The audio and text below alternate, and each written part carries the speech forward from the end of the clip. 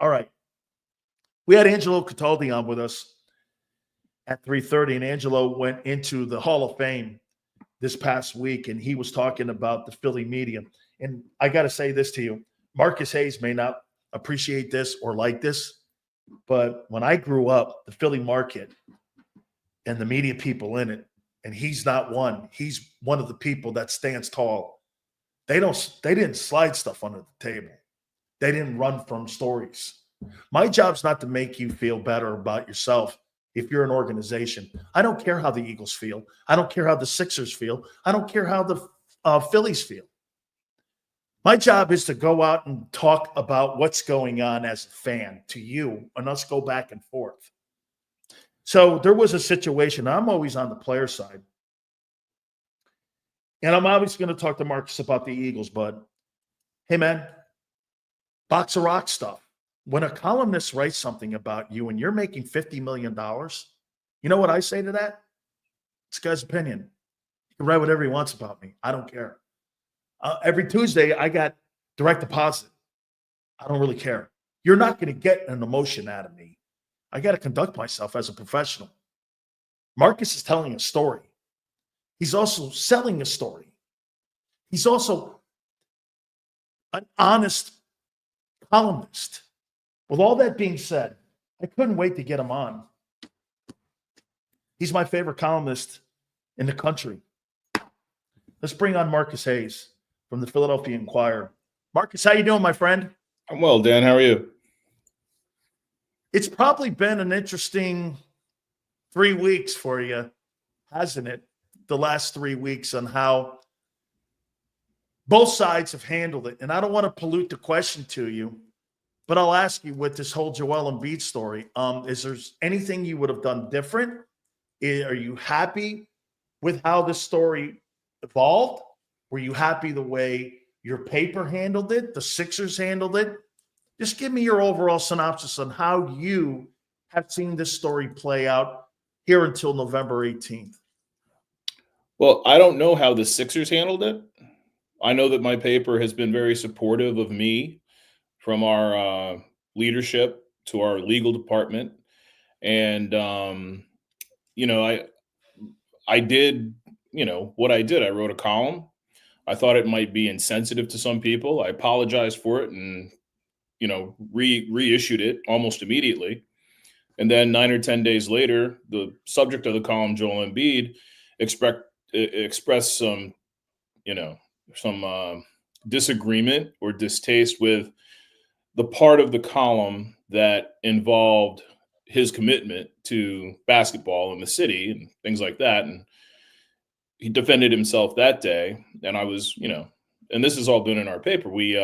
I found out that some people at the Sixers weren't happy with the original column. I'd written 2 columns since, one saying, the season ticket holders, especially, who'd been misled about Embiid's planned availability or lack thereof, should be able to get some money back. And then another column saying, when Joel Embiid complained about the columns I'd written, I wrote another column saying, he admitted that the Olympic team didn't need him.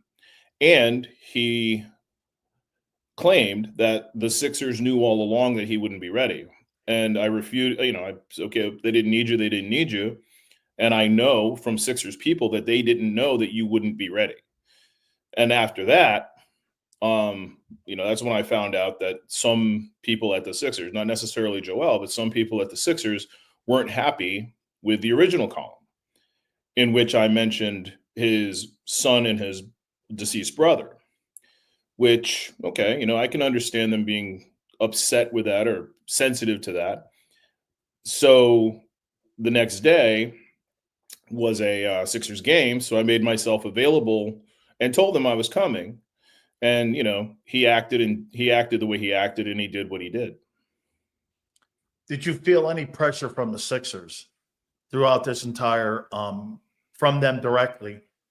Did you feel any pressure from them? Because I know how organizations can act sometimes. I mean, the Eagles don't like things that I say, Marcus, and they've contacted my bosses numerous times saying that they don't like some of the comments that I make about their football team and how they meddle in some of the business that I point out, and they didn't like it. Did you feel the same kind of stuff? Did you feel any pressure from the Sixers? Did they contact you directly Pressure for in what way? about the column, about your direction of your column towards Embiid? I mean, did you have any interaction with them prior to Joel Embiid and your confrontation with him? Well, his confrontation with me. Yes, with you, excuse me. Yeah. No. Other than a text message saying that some people there were not pleased with the original version of the first column. And again, this was 9 days later that I found this out. 3 other columns had been published. So no, I didn't feel any pressure. I didn't feel any, there was no indication that there was anything brewing. Marcus, does it make it more difficult to go back into a locker room like that? How do you, because to me, I mean, sometimes uncomfortable situations result in uncomfortable environments for people to have to go to work. Did you feel that that is a hostile environment for you now to walk back into the Sixers? How have you been received walking back in there? Because obviously players are going to be players. They're going to take the side of, their own guy. How are you being received by the Sixer players now when you go in there to cover the team? Well, as it happens, the next day was a getaway day, so they were gone for a week. The next game that they played at home that I could go to, my daughters were in a state semifinal soccer game, and it wasn't my day to write. And they're back on the road, so I haven't been back in the locker room. But I've been doing this job for 34 years. There have been times when high school coaches, when I was a younger reporter, the Buffalo Bills, the Philadelphia Eagles, the Philadelphia Phillies, there have always been, issues, and there always will be issues, especially with columnists. So I'm certainly not uncomfortable. This is just part of the job. I talked to Adam Silver. I went to high school with him, and I was just curious, how the organization was going to handle it. I'm talking the NBA in general. I mean, is it going to be an easy conversation for you and Joel one day? Or are you looking forward to having maybe a one-on-one with him, to have a conversation with him? Because, I mean, I could tell, right, as professional as you are, Marcus, I mean, he's the main storyline on that 2-10 team right now. Like tonight, it looks like he's not going against the Miami Heat. I mean, he's the storyline. He's an MVP 2 years ago. He was playing MVP ball. I mean, does it make it, or do you plan on sitting down with him and having a one-on-one conversation? Maybe not a column, but a one-on-one conversation with him. I think it's very important to understand, I don't have an issue with Joel Embiid. There's no impetus for me to sit down with Joel Embiid. If he wants to sit down with me, if they want him to sit down with me, that's fine. But I've done nothing that I think I need to explain or anything like that. So, I mean, I understand what you're getting at, but this is old hat for me. I've been doing this job for 34 years, almost 35.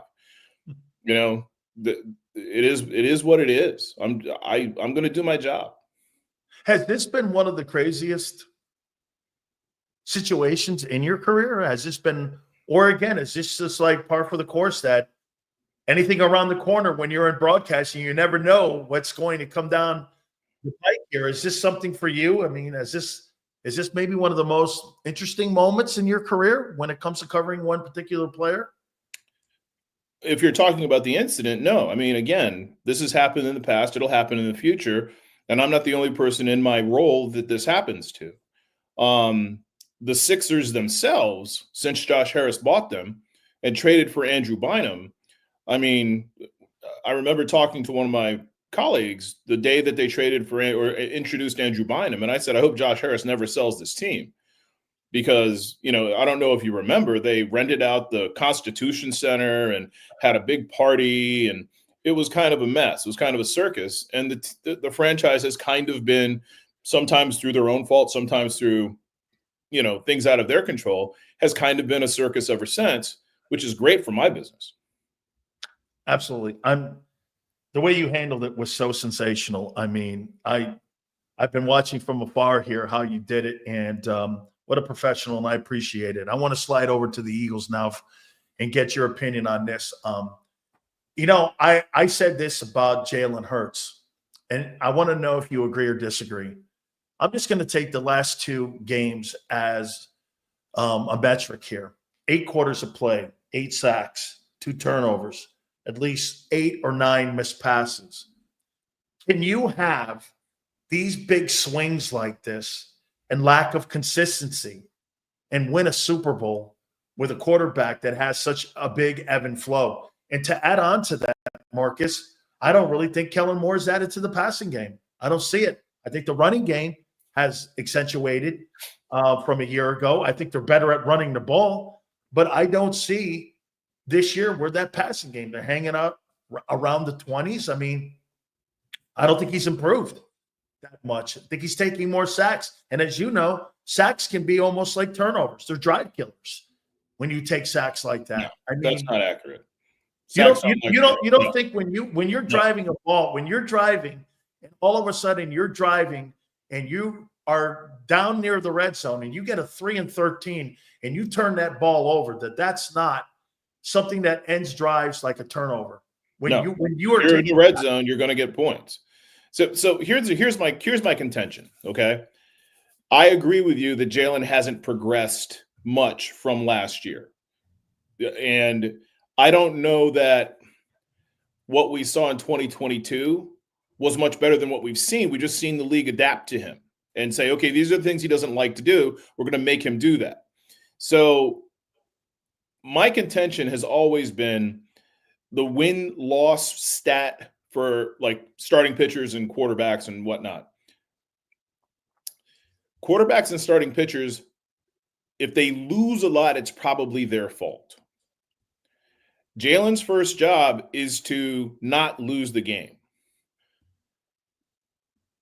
The biggest impact a quarterback can have in losing a game isn't a sack, it's a turnover.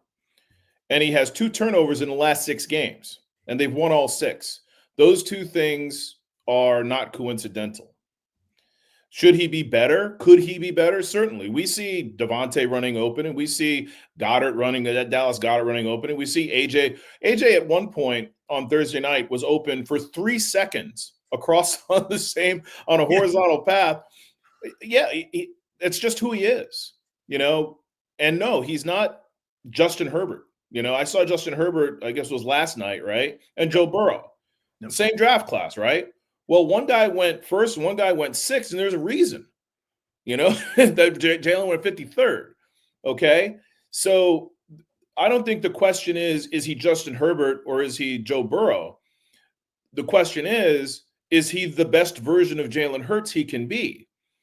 And I think that he has sort of reached that point. Now, in the first half on Thursday and in the first quarter and a half in Dallas, he wasn't great. He was hesitant. His eyes were, dropping to the defenders, which is his bugaboo.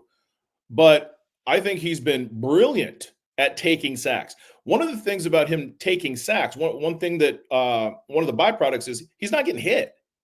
Like he'll take a sack to avoid a 4-yard run and a shot from a linebacker. So I disagree that taking a sack is equal to a turnover unless it's a 4th down sack. We've seen him do that a couple of times. So that's a turnover. You might as well get rid of it or whatever. But no, I mean, taking a sack is a thing that I think he needed to learn how to do. And he might not be perfect at it, but it's better than throwing it away. And it's better than taking a shot, a physical shot. And it's better than fumbling. And those are the things that I think he's much better at now than he has been any point of his career. His decision-making of sort of cutting his losses. I think that that's progress for him. And will there be more progress in the future? Will he be less reluctant to throw over the middle, to throw receivers open, to go to his left and throw? I don't know. Maybe he will, maybe he won't. And you can argue that you need to do that to win a Super Bowl, because once you get to the championship game and the Super Bowl, the defenses have had tons of time to get a book on you, and they're going to only give you these things. And maybe he needs to do that. But getting to there, winning regular season games, he's a pretty good quarterback. Marcus, Saquon Barkley, take the quarterbacks out of our conversation here for a second in the league. Mhm. Is there anybody in the NFL playing better football? Derrick Henry. You would put those two guys as 1 and 2 guys for the MVP award, if not the quarterback conversation. Right. Okay, you say Derrick Henry, and I say too.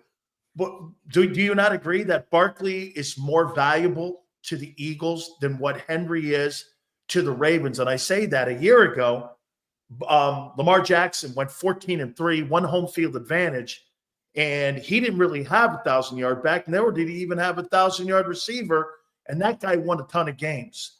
This year, he's helping more, and he's taking some of the pressure off of what Lamar has to do with carrying him. This year here, the Eagles aren't where they are without that guy running the ball. I mean, I didn't realize he was that great. Marcus, I knew he was good in New York, but I didn't think he was the second pick in the draft because I never saw it. But then again, that's New York's failures. After today, now they're going with the pizza dude now, quarterbacking. Tommy DeVito. I didn't realize how great he was.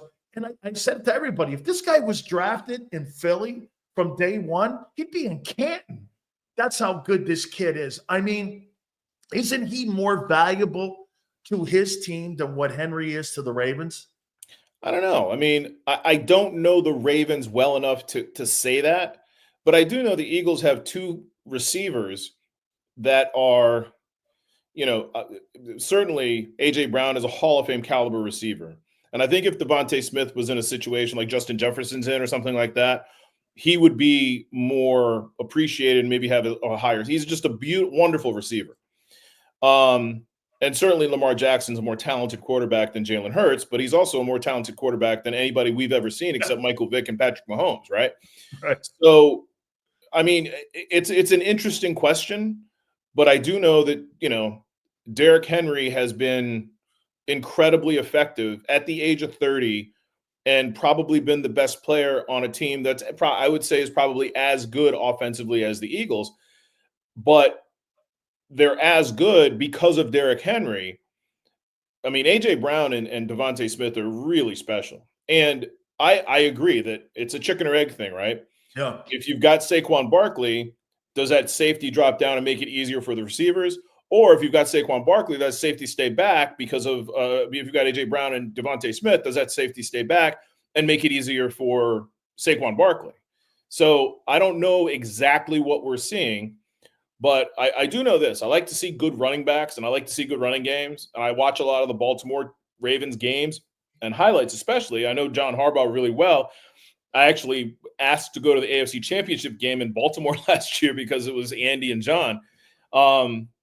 So I'm pretty familiar with that team, and they're just a remarkable team. And I don't think we need to choose who's more valuable. It's a very, very nuanced question. I'd say that neither team is anywhere near as good as they are without either. And, the other thing we forget about Saquon, or I think we understate or ignore, is that not only is this the best offensive line he's ever run behind, this is one of the best offensive lines in football still for, I think 10 of the 11 years Jeff Stoutland has been here. It's been spectacular. Yeah. So, I think we see when LaShawn McCoy or DeAndre Swift or Miles Sanders go elsewhere, how good this offensive line really is, because they just don't produce like they produced behind the lines that they played with here. And I know Shady was only here for maybe 1 year with Jeff Stoutland. And but yeah, I mean, Saquon is in a great spot. He's super valuable. He's probably my favorite player to watch right now in the NFL if Justin Herbert isn't. So, I mean, whether he's more valuable to the Eagles than Derek is to the Ravens, I guess that's kind of a subjective thing. But I think that Derrick Henry is, I think he's the MVP if this is a 2-man race. Justin Herbert, I love him. I know him well. Mario Cristobal, who coaches my college, Miami, had him up there at Oregon. And, boy, I'll tell you what, Marcus, I got a picture I posted on my Twitter page. I stood next to him. That guy could eat 2 bowls of soup off my head. I can't believe how big he is. I mean, you stand next to that guy, he's like Cam. Cam's an imposing dude. He's like 6'9", 6'8". That's kind of what this guy is. And They're built like linebackers and run like running backs. They're just such wonderful. That's the other thing. We forget what a spectacular athlete Cam Newton was for about a 6 or 7 year period, and we also forget about Steve McNair. I mean, if you look at the record books, Steve McNair's 10 years were unbelievable. Yep, absolutely. Couple last questions here for you. What do you think has been the biggest impact with Vic Fangio? Is it schematics, the scheme? Is it just the communication? It just looks to me, I mean, look at Kobe Dean. Look at this guy, Zach Bond. I mean, a special teams guy. No one knew who the heck he was. Hell, when they got him, Marcus, they were thinking he was going to be an edge rusher, and they were going to try to rush him out on the perimeter. And even Vic said in one of the press conferences that he didn't know that the guy was going to be that good. I mean, look at the cornerbacks play. Look at the rookies. And I know they drafted these zone guys out of college. Cooper DeJean played a zone defense at Iowa, and Quinyon Mitchell played a zone at Toledo. But holy cow, the impact that Vic has had. They've had some good coordinators in here in Philly. Obviously, Schwartz, and you go back to Jim Johnson. But the impact, are you surprised on how they turned this defense around in 1 year? I mean, they were 28th in pass defense or 31st in pass defense. Now you look down at the line, they're in the top 5 in almost every category. The biggest impact the defense is on the defense. The reason the defense is as good as it is because Jalen Carter is playing great and Brandon Graham is playing great. Now, I think Vic will tell you that. Now, don't get me wrong. I love Quinyon Mitchell. I was delighted for the Eagles when he fell to them. I was delighted when they traded up to get Cooper DeJean, who was probably my favorite player in the draft. So, and they're playing as well or better than you could expect, right? But if the interior, and Brandon Graham is playing a lot of like on passing now, he's playing a lot of like interior defensive line. Jalen Carter and Brandon Graham are owning the line of scrimmage the last 6 weeks, which I didn't think would happen. I thought after 4 or 5 weeks, if we saw a burst from Brandon Graham, who's 36, I think, it would go away. And Jalen Carter, who kind of petered out after 10 weeks last year, it would go away. But they've been great. Vic understands, and that's Vic's gift. I believe he was in Chicago, right? With the coordinator, Matt Nagy, right? So I got to go out there the week before the Eagles played them in the double doink game. Remember that? The double doink playoff game? So I was like embedded. I was there like a beat reporter in the locker room every day, all the press conferences. And so I believe Khalil Mack was there at that time. Mm-hmm. And they had a defensive tackle. I can't remember his name. He was really good too. And I kind of hung out with those guys and talked to them a little bit. And this is all getting back to Vic. They said that Vic understood what they could and couldn't do. Everybody on the defense. The reason the defense was good, we have talent, but he asks us to do what we can do. He doesn't ask us to do what we can't do. So like last year when Hassan Reddick is dropping into pass coverage, that's not going to happen with, Bryce Huff and Vic Fangio. He's not going to put you in a position where you're likely to fail. If that needs to be done, well, we'll train Zach Bond to do it. Put him on the edge, and if we think he needs to drop back. So to answer your question, Vic's gift is to look what's in front of him and mold his defensive scheme and his attack to what's in front of him. Now, don't get me wrong, what's in front of him is pretty good. Yeah. Cooper DeJean is better than I thought he was going to be. Quinyon Mitchell is better than I thought he was going to be. And I thought they were both going to be really good. Reed Blankenship is the same person from last year and the year before, except he's being asked to do what he can do. You understand what I'm saying? Yeah, well, absolutely. They did. Jim Johnson I was told back in the day that Hugh Douglas didn't want to play the run. So what did he do? He came up with a schematic scheme that had this guy rush the passer and get TFLs. He created basically a position for him. Right. And that's kind of what Vic is doing with these guys going to their skill set. It's with all of them. I mean, Zach Bond is thriving in this system because he's talented, but nobody knew he was this good. Nakobe Dean is being asked to do what Nakobe Dean does best, which is kind of shoot gaps, right? Yep. So anyway, it's fun to watch, and it was really cool to watch Vic be patient through through training camp and the first 4 weeks, and super honest. Like, he would tell us Bryce Huff isn't able to do the things we hope that he could do, and we still hope he can do them. He would tell us that Jalen Carter and Jordan Davis, I won't know if they're effective until we get into the season, because that was the issue last year. It's just been fun for him to be honest with. And on the flip side, he couldn't tell you he couldn't be happier with the progress of Quinyon Mitchell week to week to week to week, and then Cooper DeJean week to week to week to week. So yeah, it's been fun being around Vic and watching him. He always coaches and always talks to you like he has nothing to lose. He's like, look, if I'm dishonest, if I say something out of turn, it's going to come back to haunt me, and that's refreshing, and it's also smart. Finally, that's how we re-sign Zach Bond. I mean, hey, he's 27 years old. You're in a position now where this can potentially be your one last big contract here. I think he's put himself in the $12 to $15 million range, Marcus. I mean, that guy is playing lights out ball. Roquan Smith, I saw yesterday play a little bit. I mean, Fred Warner, I've seen him play. Mm-hmm. He is having a season like those guys are, and he's going to command a big number, especially if they go to the NFC Championship game. That's not a position that the Eagles spend a lot of money at. Do you see them going down the TJ Edwards route and letting him walk out the building, or do you think they're going to come to him now, or maybe they already have, and try to keep him in the building? Well, I heard somewhere, and this was sort of like in the background of some car trip I was on, that they aren't going to approach him this season. I don't know if that's accurate. Okay, so I probably wouldn't write that, but you're on the spot here. That's what I've heard. May or may not be true. Number one. Number two, he's way better than TJ Edwards.